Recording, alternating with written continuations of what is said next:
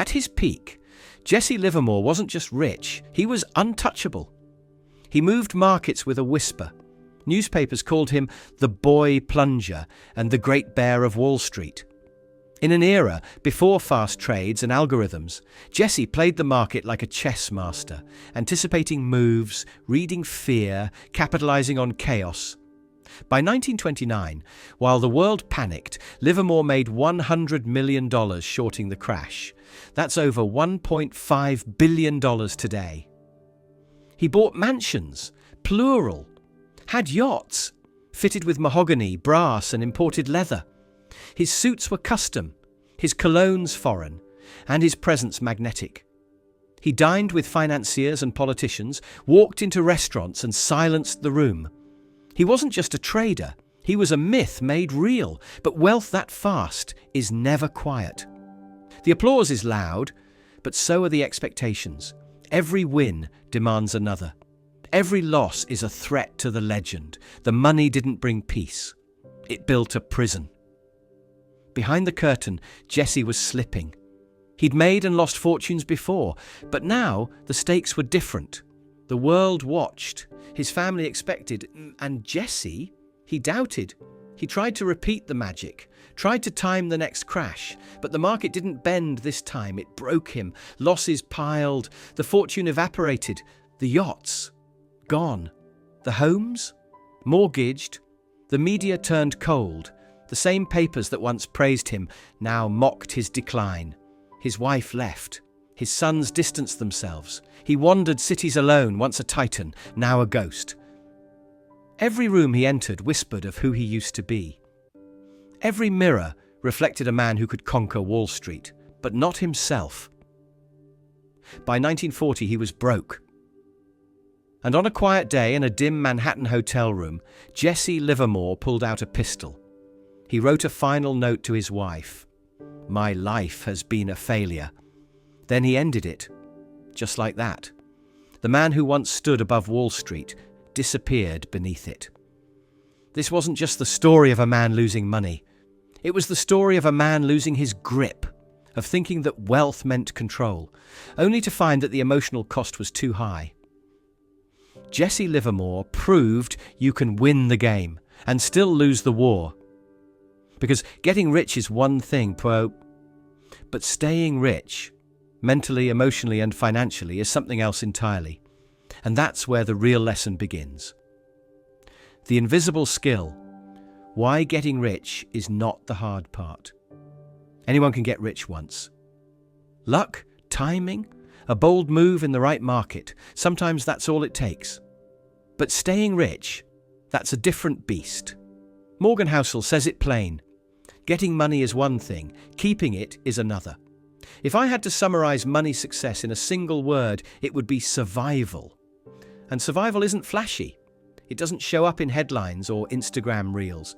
It's not the guy flexing a crypto flip or timing the top of a meme stock. It's the quiet skill no one brags about because no one sees it happening. See, getting rich often comes from taking a risk, but staying rich means knowing when not to. It's resisting the urge to bet the house when you're already sitting in one. People chase fast wins. They want 10x returns, instant exits, rags to riches stories. But the truth, the ones who stay rich are the ones who build boring habits. They save more than they spend. They diversify. They don't assume tomorrow will look like today. It's not about paranoia, it's about margin, room for error. Like driving with space between you and the next car, because life breaks without warning. You lose a job, a business partner turns, the market crashes, your kid gets sick. And if your plan only works when nothing goes wrong, then it was never a plan. It was a better. Room for error isn't weakness, it's emotional armor. It's admitting that no matter how smart you are, how many charts you read, how many wins you've had, luck and risk never disappear. They just wait. So, while most people race toward the next big score, the ones who last slow down, they build buffers, not just bank accounts. They stay humble in up markets and calm in down ones. Because they're not playing for applause. They're playing to stay in the game. And that's the shift. You stop thinking about how much you can gain and start focusing on how much you can lose without breaking. Because in the end, survival is the real flex. Not just getting rich once, but staying rich long enough for it to matter. The quiet winners. How ordinary investors outlasted the legends. No headlines, no media interviews, no viral tweets or flashy trades, just quiet people making quiet decisions, building quiet fortunes.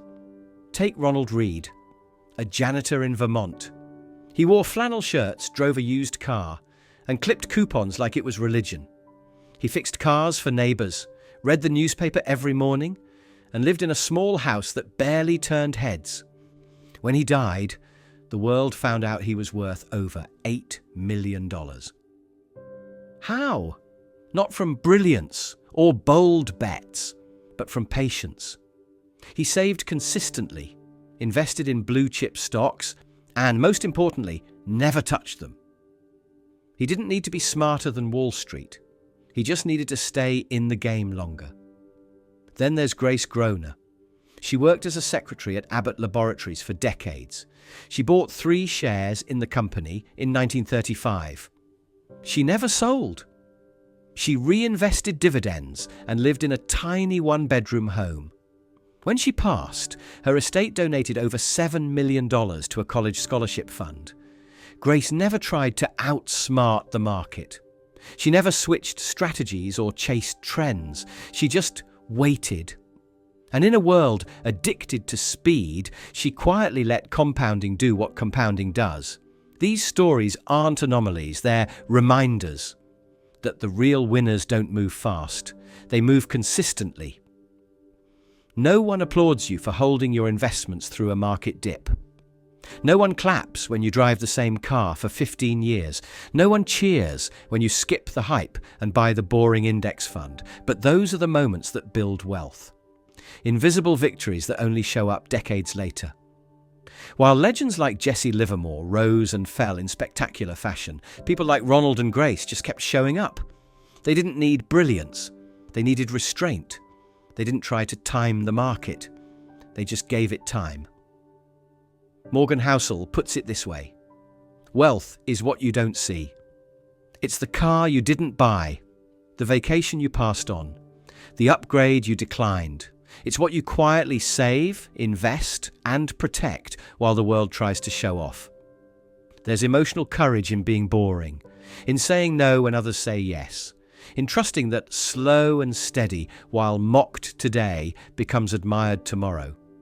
These ordinary investors played a different game. Not the game of speed, but the game of survival. And that's why they won. They didn't need headlines to prove it. Their balance sheets said enough. The seduction of brilliance, when genius becomes a curse. There's a trap hidden inside brilliance. It starts with one big win, then another. Before long, the world tells you you're special. You start to believe it. That was Jesse Livermore's curse. He wasn't just smart, he was a market prophet. He called the panic of 1907. He shorted the 1929 crash and walked away with $100 million while banks crumbled. People begged for his secrets, but Jesse didn't just want money, he wanted to win. He needed to be right. He saw the market as a battlefield, and every trade was a chance to prove his genius. But when you build your identity on being brilliant, you stop seeing risk as real. You start believing the rules don't apply to you. And that's when the collapse begins. Livermore kept chasing bigger trades, higher stakes. He thought the brilliance that made him rich would always save him. But the market doesn't care about IQ. It doesn't reward ego. It punishes pride. When Jesse lost, he didn't just lose money, he lost himself. Because if he wasn't the genius, the legend, the myth, then who was he? He's not alone. Long-term capital management was run by Nobel Prize winners, literal geniuses. They built models so complex, the average investor couldn't understand them. And for a while, they were unstoppable. Until they weren't. In 1998, their strategy imploded. $4 billion vanished almost overnight. Not because they weren't smart, but because they believed their intelligence made them untouchable. There's a line Housel writes that cuts deep. There is no reason to risk what you have and need for what you don't have and don't need. But brilliance often ignores that truth because it's not just about gaining, it's about proving that you're smarter than the market, that you're better than the rest, that you can beat the game again and again. And when the world applauds your early wins, it doesn't feel like a curse. It feels like confirmation. But slowly, the applause becomes a drug. And the silence after a loss becomes unbearable. The pressure to always win, to never doubt, to be brilliant, even when caution would be wiser. That pressure crushes people. Brilliance without humility is a ticking bomb. Because the market isn't a puzzle to solve, it's a storm to survive. And the more you think you're above it, the more likely it is to drown you. What destroyed Jesse Livermore wasn't a lack of intelligence. It was the need to always be intelligent, to prove it every day. Until the weight of that performance broke him. That's the hidden cost of brilliance. Not just the risk of failure, but the fear of being ordinary. The pivot point. From risk-taking to risk management. He used to chase it all, the charts, the trends, the buzz on forums and fast-talking YouTube gurus. He felt alive when his portfolio was green and shaking when it was red. Each trade was a dopamine hit. He wasn't just investing, he was gambling with a suit on. Then came the crash. Not the market's crash, his. A single trade wiped out nearly half his savings. It wasn't even a reckless bet, just overconfidence layered on top of leverage. He thought he'd hedge it in time. He didn't. He sat alone that night staring at the screen, refreshing the numbers as if they'd change. He felt numb. Not just from the loss, but from what it exposed. He wasn't in control. He had no margin, no cushion. Just a fragile tower of winds waiting to fall. And now that was the pivot point. It wasn't some guru or guide that saved him. It was fear. The kind of fear that humbles you, that forces you to ask, was I lucky or just reckless? He didn't quit the market. He changed how he approached it. He stopped chasing alpha and started protecting his downside. He simplified, bought broad market ETFs, held cash, not because it performed, but because it protected, and for the first time he slept well. Morgan Housel says, planning is important, but the most important part of every plan is to plan on the plan, not going according to plan. That stuck with him, because that's what he had been missing. Resilience. Not brilliance, not predictions, just the ability to endure. He stopped trying to impress anyone, including himself, and started building a life where staying in the game was the real win. He still invests, still reads, but now, when things get volatile, he doesn't panic because he built space, room for error. The fear that once broke him became his guide. It taught him to respect the market, not conquer it. And that lesson, learned the hard way, became his peace. He doesn't talk about his returns anymore. He talks about his sleep. And that's how you know he made it. Your crossroads, flashy gains or quiet stability. This is your moment. No charts, no hype, just you and a question. What kind of life are you building? And can it survive? You can chase the rush, the thrill of a 300% return, the feeling of outsmarting the world, the quick hit of validation when your portfolio explodes overnight. But here's the truth, no one tells you, what goes up fast rarely stays there.